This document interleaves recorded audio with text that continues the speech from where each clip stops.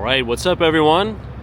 Today is December 23rd, 2025, and we're standing outside of 15 Central Park West, and we're going to be exploring Midtown Manhattan on the night before Christmas Eve. This is one of the most exclusive addresses in New York City. It's nicknamed the Limestone Jesus Building. As you know, it was developed by the Zeckendorf developers, with the architect being Robert A.M. Stern. So without further ado, let's go ahead and get started. We're going to have some really great views again on tonight's walk. You can see the skyline of Billionaire's Row, which includes 157, the Steinway Tower. But look at how ominous that shot looks, in a good way. You have the spire of 220 Central Park South, as well as Central Park Tower in the distance. And we're going to be walking directly in front of 1 Central Park West, which is the Trump International Hotel and Tower. And hotels are pretty much sold out, booked out for the holiday. I was online, just as I always do, kind of looking at some of the hotel rates for New York City for the holidays, and it's some of the 5-star hotels, such as the Trump International Hotel and Tower, the St. Regis, the Park Hyatt, etc., etc. Room rates are going upwards of $1,400 a night for a basic room. Now, if you want a suite or something like that, you're probably looking at paying over $3,000 or $4,000 per night just to be in New York City for the holidays. Now, the room rates get even crazier when you talk about New Year's Eve. If you look at, let's say, the Park Hyatt or something like that on New Year's Eve, I mean, some of these things are pushing 10 grand a night, which is really, really wild. Again, for the 5-star hotels. Now, the reason why I wanted to bring that up is because today, the USA reported much, much better than expected in terms of gross domestic product, as we're looking up at New York City's Billionaire's Row.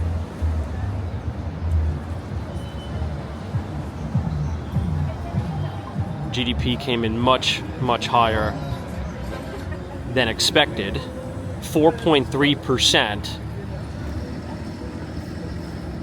which is, sorry, I'm just adjusting my, I want to make sure this is filmed in 4K. I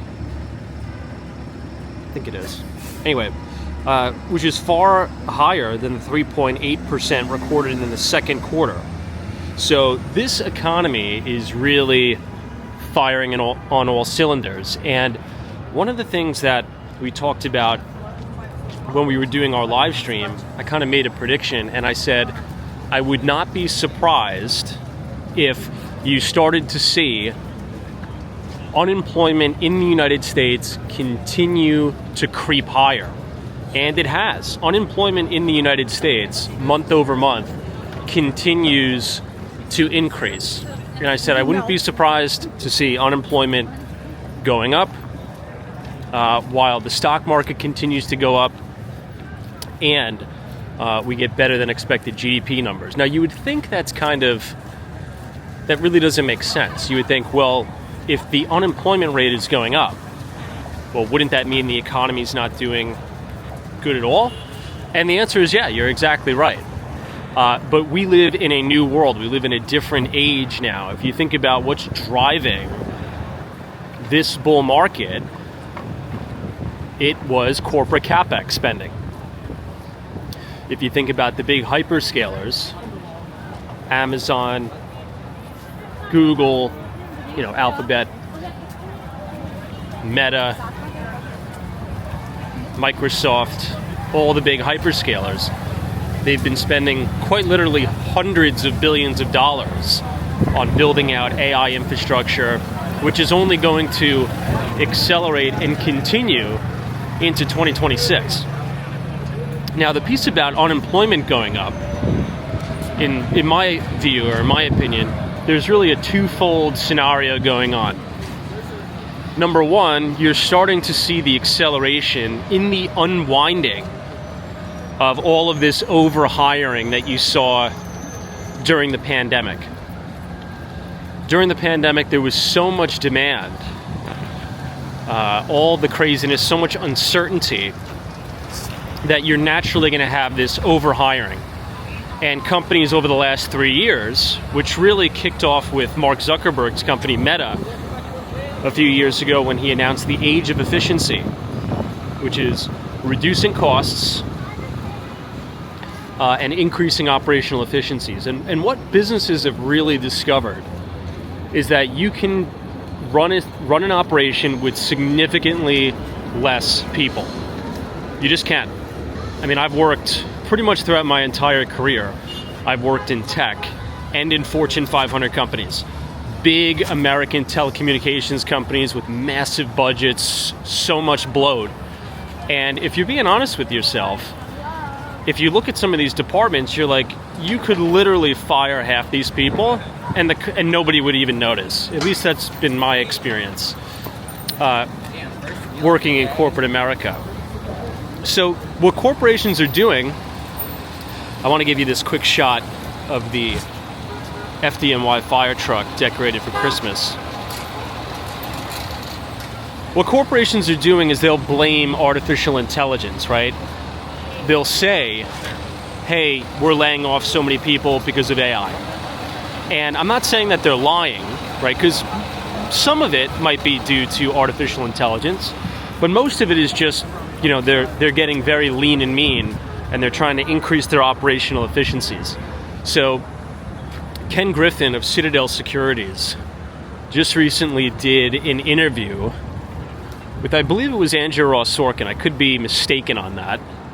And he kind of said the same thing. He says, we don't yet see the benefits in terms of increased productivity from artificial intelligence yet on a corporate level. We don't see it just yet. And that actually lines up with historical trends in tech. What you usually see is a significant lag. You see CapEx explode, and you see productivity actually temporarily dip for a little bit. Then in 3 to 5 years, that's when you see that productivity really, really ramp. So what I think you're seeing, to kind of summarize it, is a massive bull market driven by corporate CapEx, which is only going to continue, which is like a self-fulfilling prophecy, because the top 10% of America drives about 50% of the consumer spending.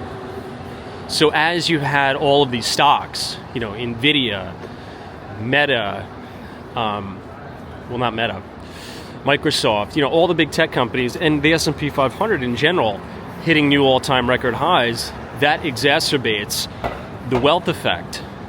So these billionaires and even millionaires are getting so cartoonishly rich, and they're driving spending. And consumer spending in the United States is about 70% of our economy. So there's no wonder why we're getting these higher than expected GDP prints, and I think that's only going to continue into 2026. Speaking of the ultra wealthy, this is 220 Central Park South. This is one of my favorite residential buildings in New York City. And it looks like the FDNY is pulling in right now. Let's check it out.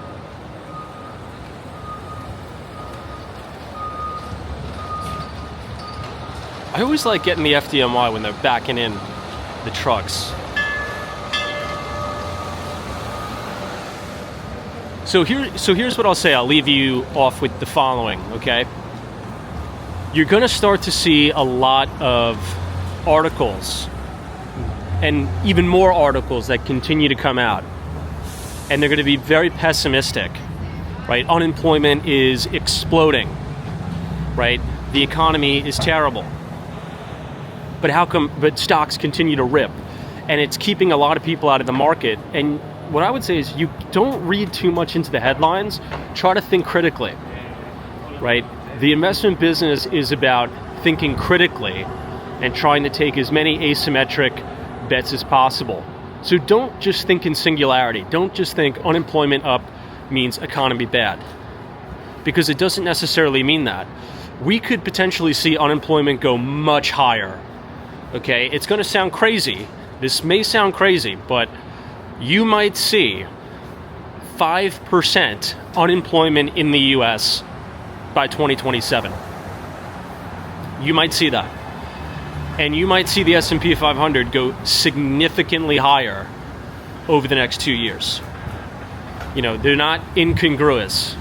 You know, two things could be true at once. So I just wanted to point that out as we were talking about the hotel prices in New York City, because, you know, I just do a lot of market research here, and all of the 5-star hotels are booked out. Like, you can't even get a room, and the rooms are $1,500 per night.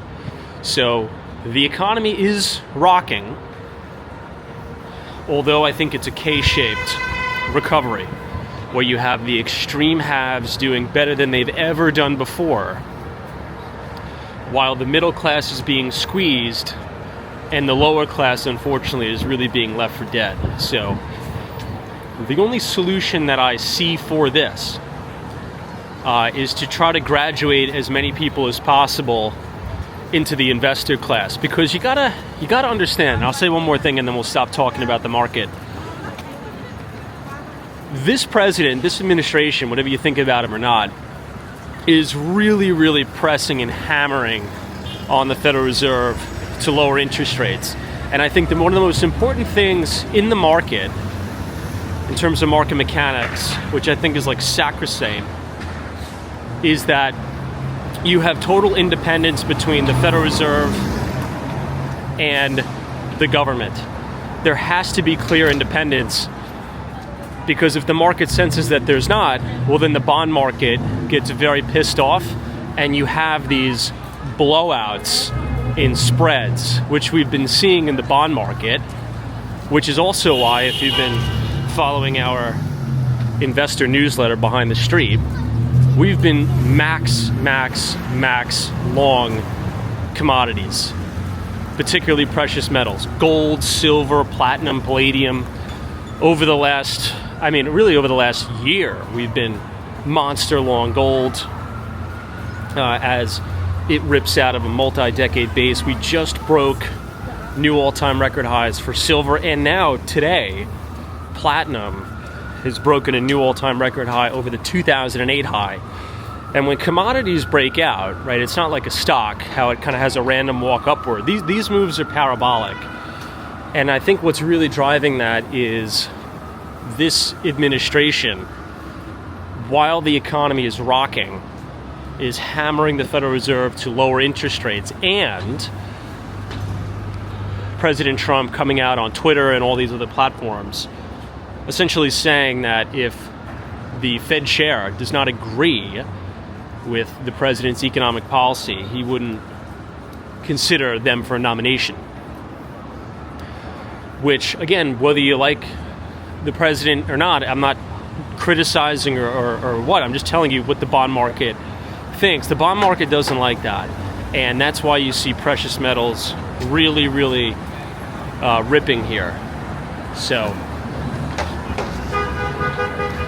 in any event, we're now on Billionaires Row, ironically enough, and I want to show you guys this building. Look at how beautiful this is. This is 881 7th Avenue. This is Carnegie Hall, and we finally have the scaffolding down on Carnegie Hall. This is one of my favorite buildings in the city. It's just so beautiful in terms of its architectural integrity. I was reading an article online, a little bit of an update, and apparently by the end of 2026, all scaffolding will be completely removed from Carnegie Hall, which is great. So if you're planning a trip to New York City, in 2026, you'll be able to get some really nice photos of Carnegie Hall without any of this obstruction. This is looking up at 157 West 57th Street. This is the first building ever constructed on New York City's Billionaires Row, and during Hurricane Sandy, the crane broke off and the FDNY had to shut down 57th Street and evacuate many of these surrounding buildings in the middle of the hurricane because the crane was potentially going to fall 1,000 feet to the ground. There's some interesting YouTube videos about that experience. Thankfully it didn't. The FDNY was able to secure the crane before the crane actually broke off.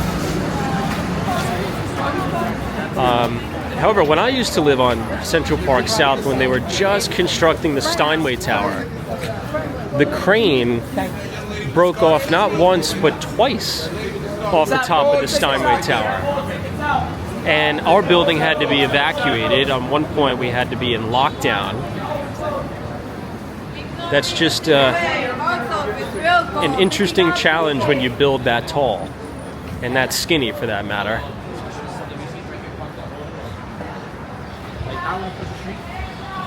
We're now coming up on the Russian Tea Room.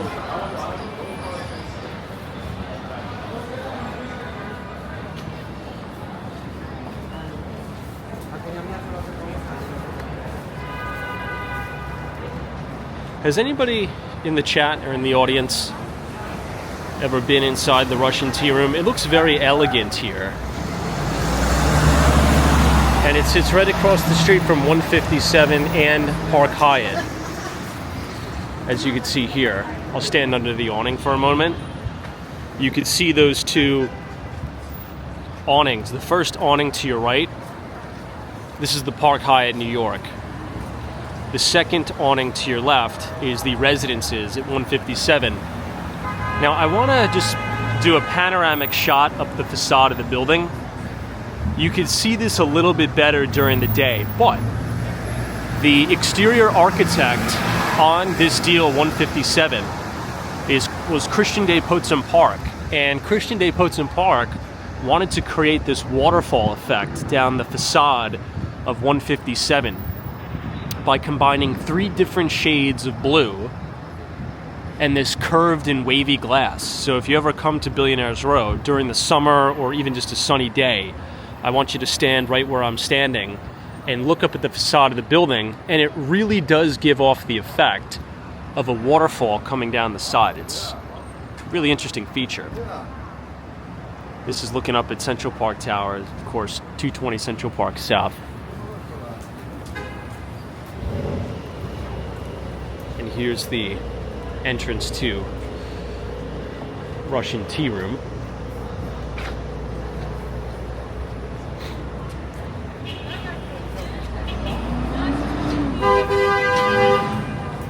Another quick thing I want to add, because, you know, when I said that, you know, commodities are ripping, some of you might say, well, Tom, how come crude oil, is not ripping? It's actually getting pounded through the floor. Well, there's a reason for that, and it's actually a pretty good catch. It's due to the policies of this new administration, right? Because you have to think about this on a monetary policy scale as well. So monetary policy, Federal Reserve, fiscal policy, the government.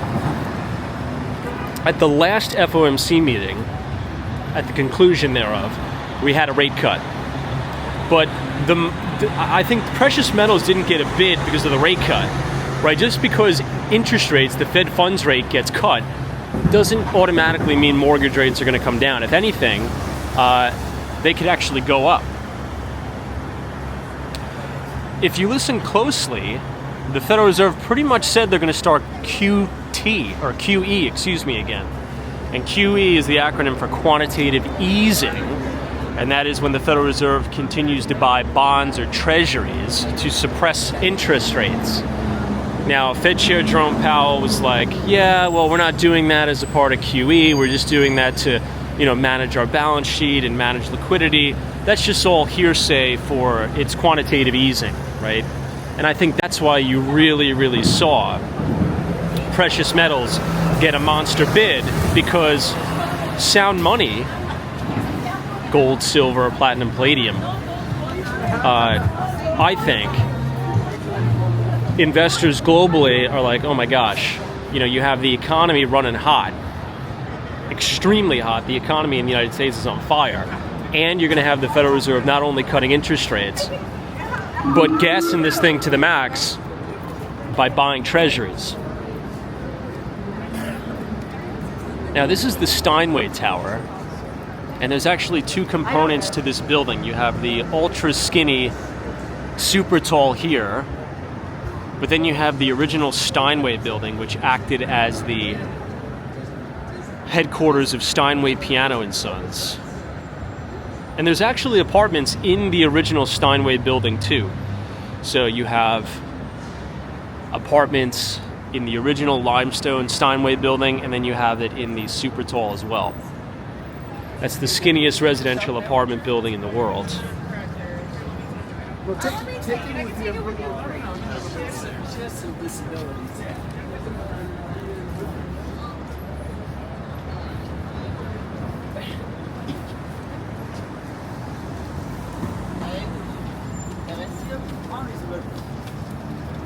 As we look out to 2026, I believe one of the biggest themes is going to be energy.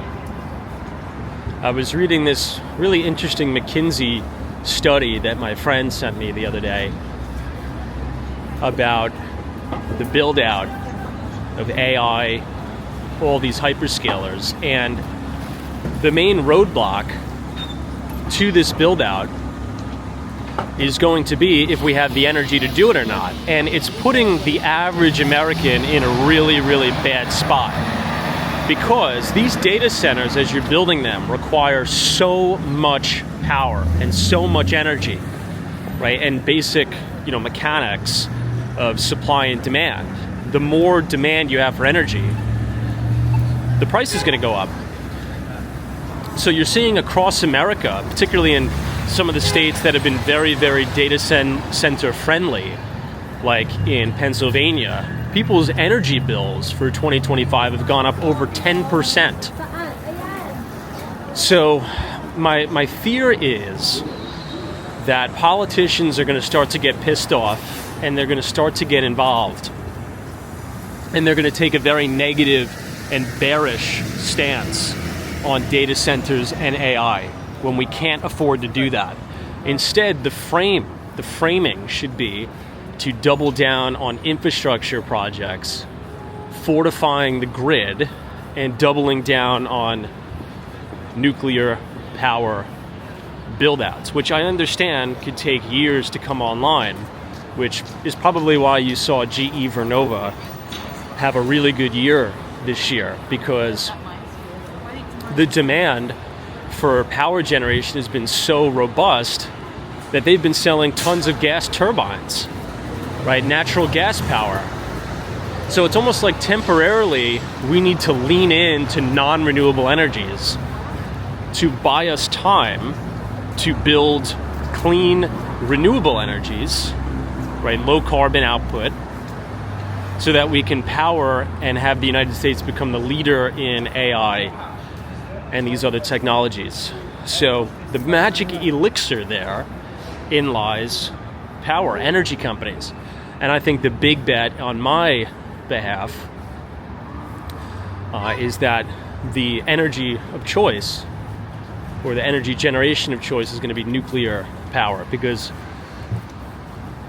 it's clean, it is safe. I'm not sure if you guys saw this, but Japan is going to start to fire up their nuclear reactor again after the Fukushima meltdown. If you look at some of the other countries around the world, like France has been doing it right. The French are very, very smart. They've been really doubling down on clean nuclear energy. But again, not to repeat myself, but the fear that I have is that you're going to see Western nations become very, very fearful in the short term of using these non-renewable energies, waiting 2-3 years for all of this new gen technology and power generation to come online, while our adversaries overseas are just burning coal and they're throwing everything they got to win the AI race, right? So we need to have kind of like a leveling with the American people to say, hey, we're going to need to double down on non-renewables temporarily while we streamline the build-out and the fortification of our grid with the use of sustainable energies. So I wouldn't be surprised if a lot of those, if the energy sector in general is one of the top performing sectors in the market. I think this year, the number 2 performing sector in the market out of 197 sectors that I track has been the metals and the mining companies. Gold, silver, gem mining, rare earth minerals. That sector's up over 116% this year. In any event, here we are at 57th Street and 5th Avenue. We might as well take a look at the Bergdorf Goodman windows. I haven't looked at them in quite some time.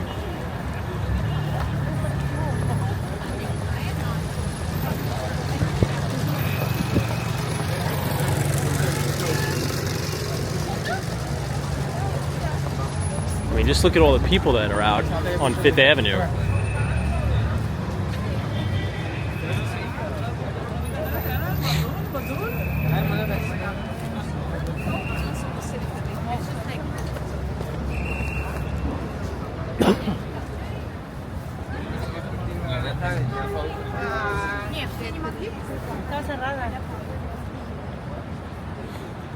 Okay, this is the Bergdorf.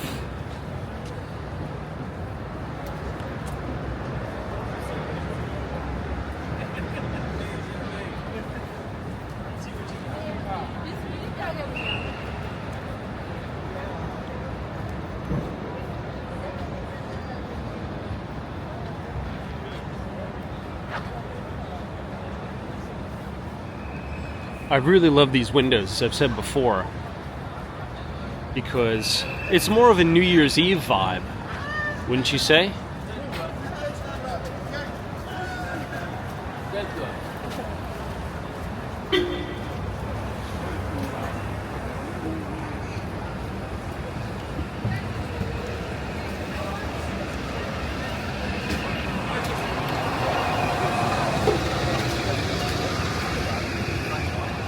I like it. What's shooting at?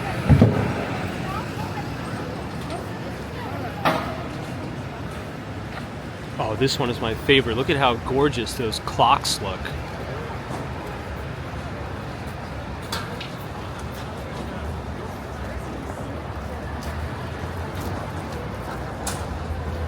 What do you guys think in terms of the Christmas holiday windows for 2025?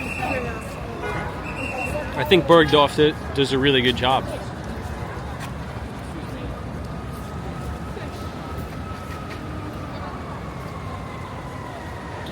You know, for a little bit of anecdotal research,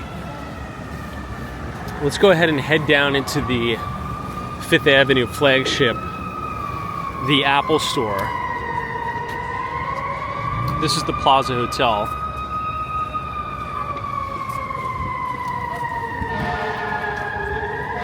We'll see if there's many shoppers.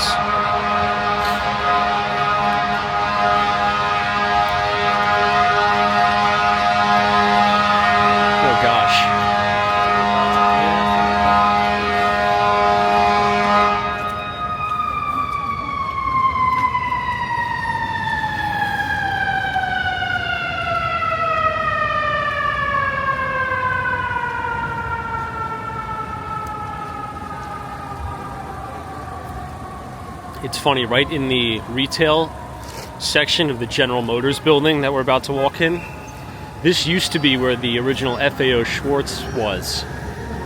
And now the FAO Schwarz is by Rockefeller Center.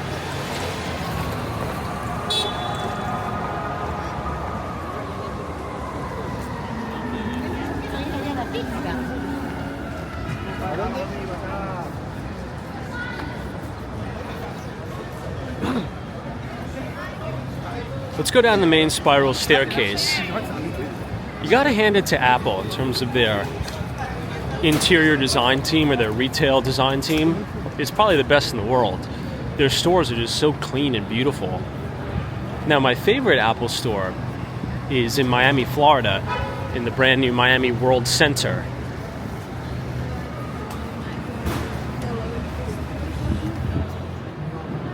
That one has like this beautiful wood interior. It kind of reminds me of the new airport that they unveiled in India this past week.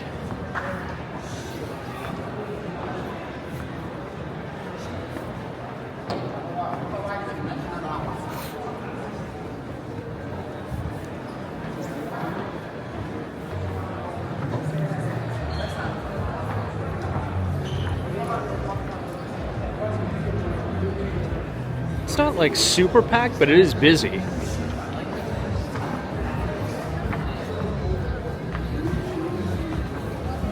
Doo-doo-doo.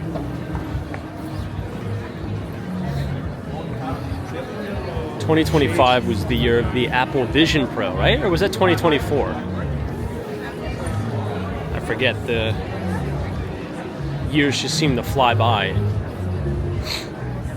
But that's one of the products that really didn't catch on. I think it will catch on, but it's just a little bit too early.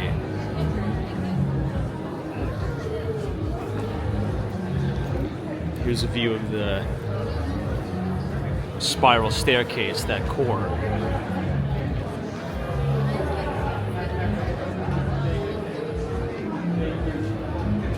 I like how they put all these trees in here.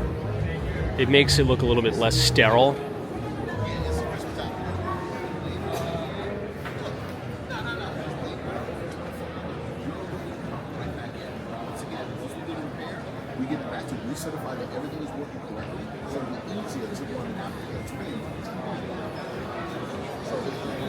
Maybe in 2026 I'll get the new iPhone, but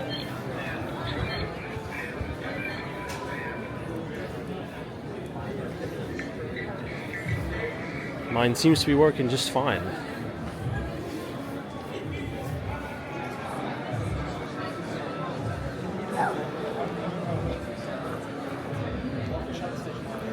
Okay, let's go ahead and head out.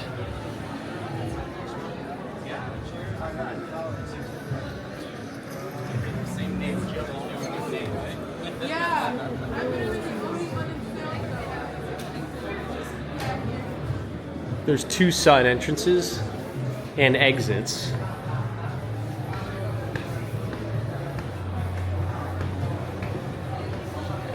Do, do, do, do, do.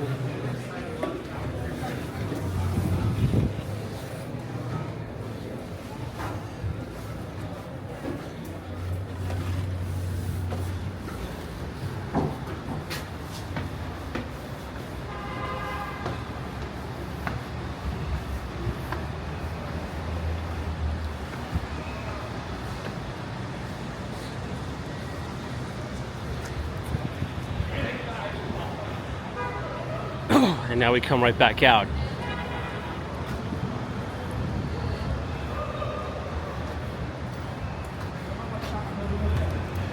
In front of the GM building.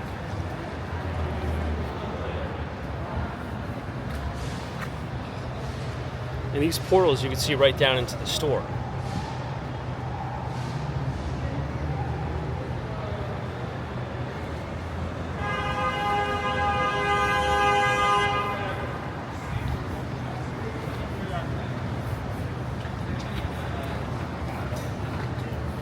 If you look up in between the Crown building, you see 53 West 53rd Street. It's very rare to see all the lights off.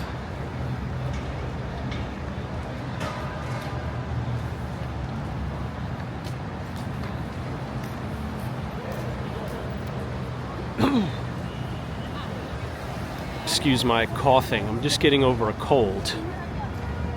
You see, the weather's been really crazy in New York, it's usually not this cold this early. And over the last 2 weeks, we've had like a whirlwind of weather. It's been freezing temperatures with the wind chill in the teens. We've had snow. We've had sleet. We've had downpouring rains. The sun hasn't been out in like 2 weeks. And then it was 50 degrees 2 days ago, and then we're back down into the 30s with the wind chill feeling like it's 29, 28 degrees. So talk about volatility.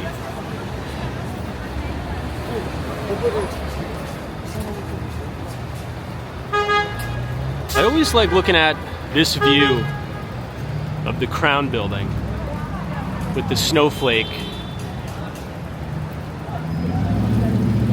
in the middle of Fifth Avenue. Obviously, the Crown Building houses the Amman, New York.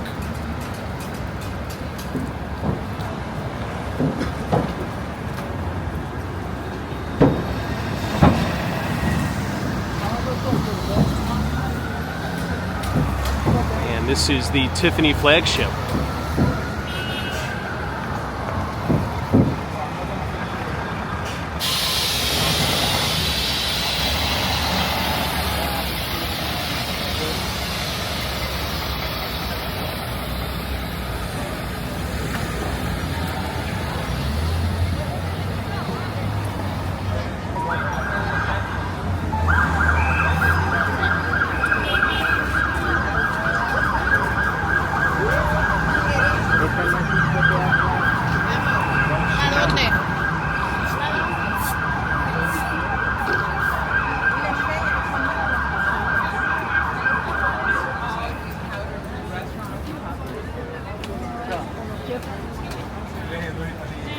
We're also about to pass directly in front of Trump Tower.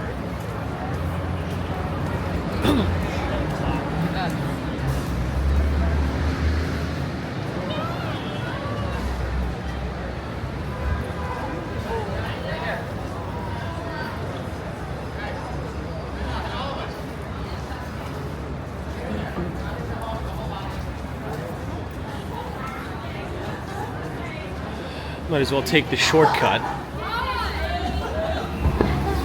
Many people don't know this, but you can walk through the Trump Tower, through the atrium, to Madison Avenue.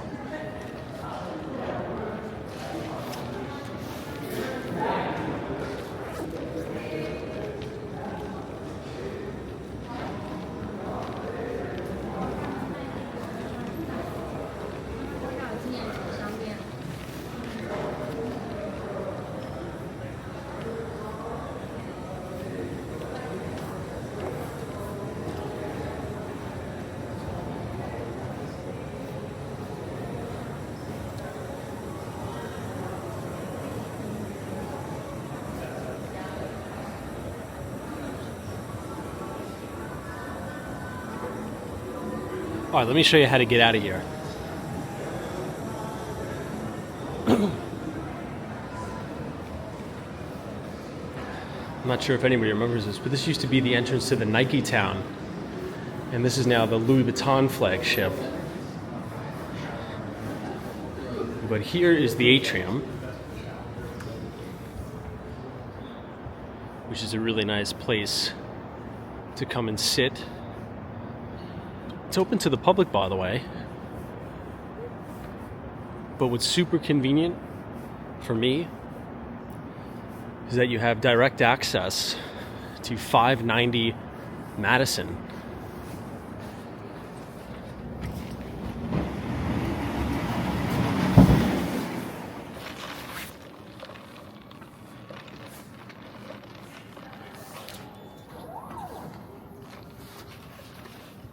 This is where I work.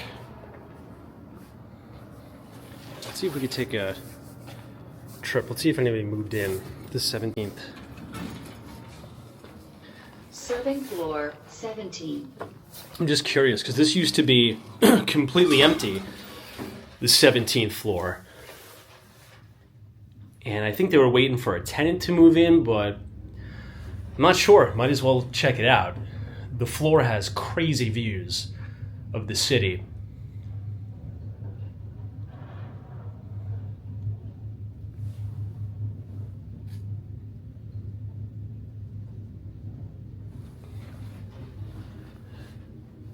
If somebody did, we'll just come right back down. I'm just kind of curious. 17th floor. Oh yeah, Louis Vuitton moved in. Wow.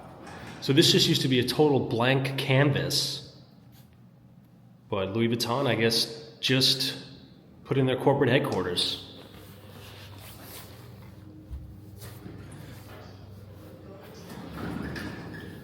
Serving floor 16, going down.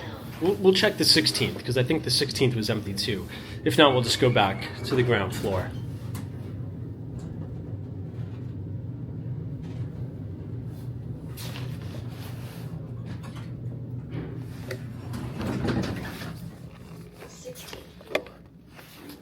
Okay, this was it.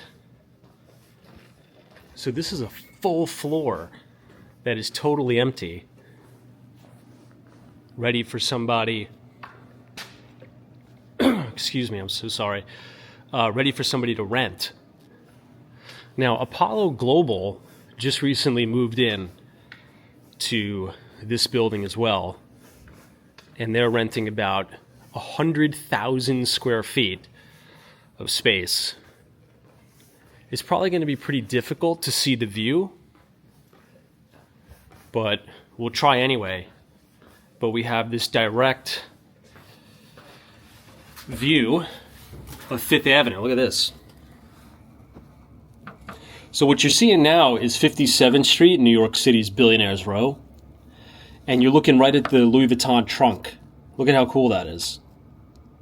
So my office has the same exact view as this, but I'm on the 3rd floor, or the 8th floor. And then you're looking directly down at the Star.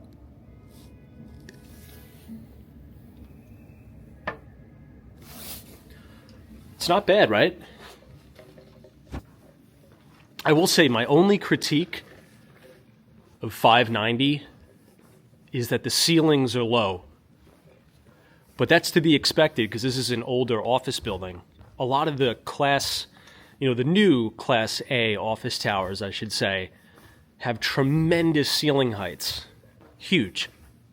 I mean, you're talking sometimes 15 to 20 foot ceilings. It feels like I'm going to hit my head in here. But if we walk all the way to the back, you'll probably see the views a little bit better because it's so dark.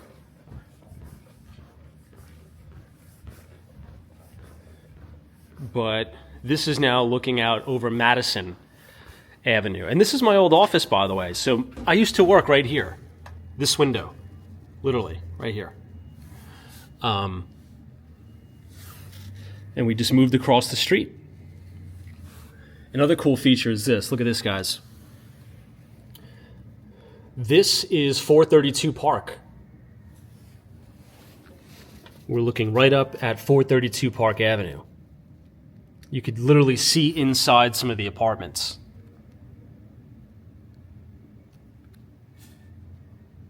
Pretty cool, right? Anyway, I feel like I've derailed the whole walking tour today, but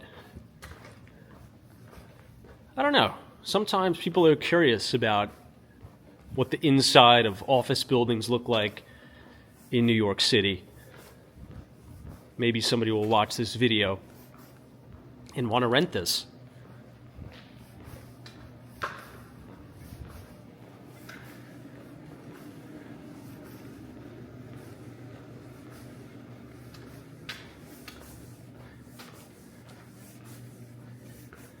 Okay, I'll take you to one more stop on the field trip, and then we'll get out of here. I'm going to take you to the 3rd floor. So the 3rd floor is really cool.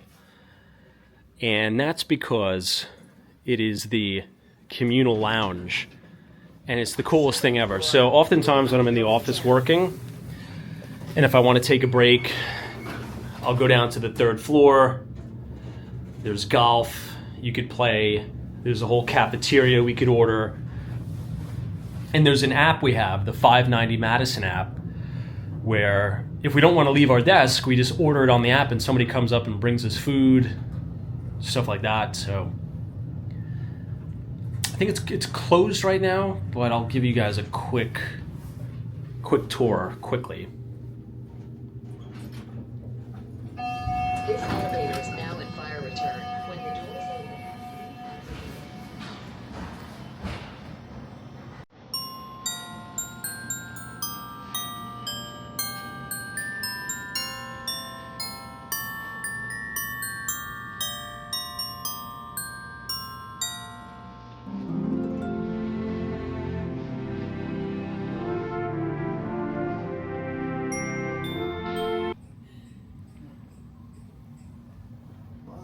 Creamy mac and cheese and buttery mashed potatoes are made for those holiday moments you just can't plan for. Like when the neighbors brought their holiday meal and you invited them over. Or that time And this is the looking over to the atrium.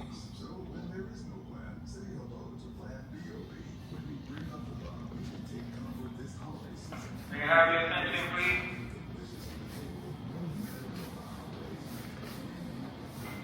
May I have your attention, please? May I have your attention, please? This is your fire safety director. This is a test. This is a test. Disregard the alarm. This is the Nook. This is a test. Thank you, and sorry for any inconvenience. May I have your attention, please? May I have your attention, please? This is your fire safety director. This is a test. And this Please slab disregard the alarm. wraps you around to the main hall. Sorry for any inconvenience. Thank you. And then back this way, you have a rooftop, which is currently closed.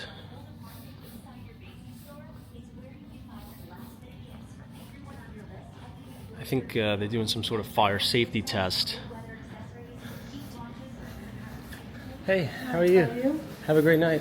Is the elevator working, or we just gotta wait for the fire thing to go out? Yes, you have to wait for the. How long is it usually? Like, oh no, there we go. Okay. Let's see. Oh, maybe. Do you want to use? We're only on the 3rd floor. Elevator? I can call the guy. So I can. Oh no, I mean I could just wait. It's usually like a 20-minute thing. They usually do it every. You're gonna wait 20 minutes? I mean, it's been going on for like 10, so I think it's only like 10. Or I could just take the stairs. Doesn't matter. No, let me call the guy. Maybe he's gonna be good. Huh? Okay, sure.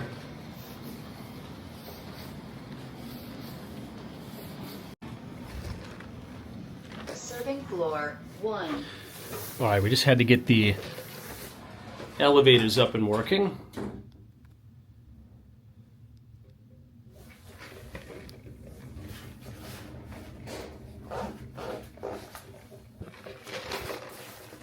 First floor.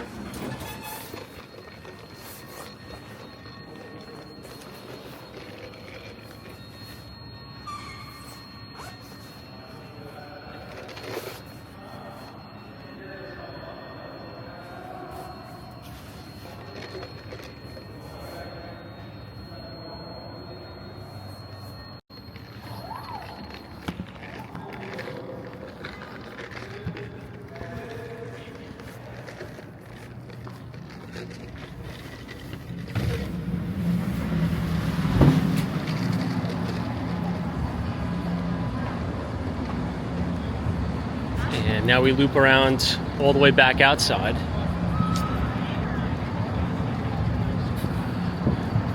This is looking right at my favorite Christmas display at Dior.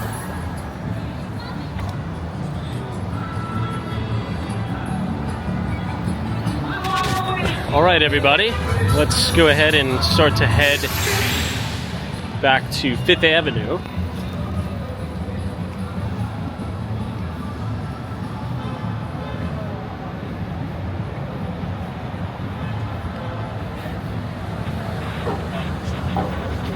Where we will end the tour. If you all enjoyed it, feel free to subscribe to the channel, leave a like on the video, and as always, we will see you in the next one, and thank you so much for watching. Take care.